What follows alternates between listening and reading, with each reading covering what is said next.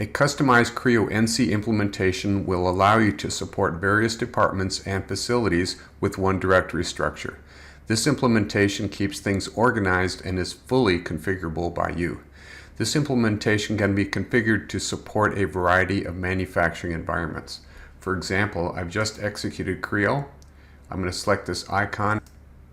Displays a utility that is fully configurable by you. In this particular implementation, I can see I have a couple different facilities and or departments. It can be configured so based on their user that logs in, the proper department and or facility will automatically be selected. So I'll select department 421. I have a number of options here on the different machine tools I would like to work on. I'm going to pick this first one, 15U turning, and hit OK. A floating license is automatically being checked out, and the environment is set up so the map keys and the window layout is constructed just for this particular turning environment. I'm going to open up a manufacturing model.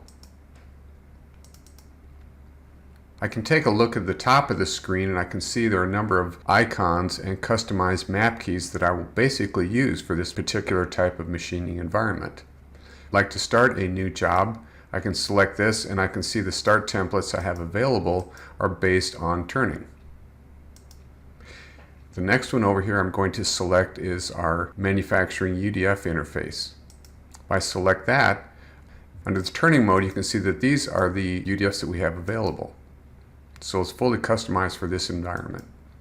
When it comes time to post-process and generate the L.L.C program, I can select the post-process icon at the top, and it displays just the valid machine tools or post-processors for this environment.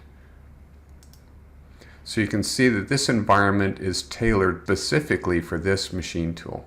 I'm going to close this and pick another environment. Select this icon. This interface is displayed. I'm going to jump to the Morisiki mill turn, and I'm going to open up a manufacturing model.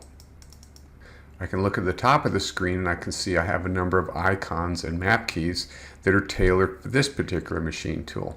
If I would like to start a new manufacturing model, I can select this icon, upper left hand corner, and these are the valid templates. I can apply manufacturing UDFs using this icon, and these are UDFs that are specific for this particular machining environment. When it comes time to post-processing, I can hit the post button, and these are the two machine tools and or post processors that are available for this environment. I'm going to close this window. I'm going to go back to my environment selection, and there are some other ways we can actually use this particular front end.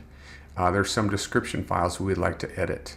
I can pick this, I can select this icon and hit OK, and it actually executes an operating system command allowing me to edit this configuration file for this particular machine tool.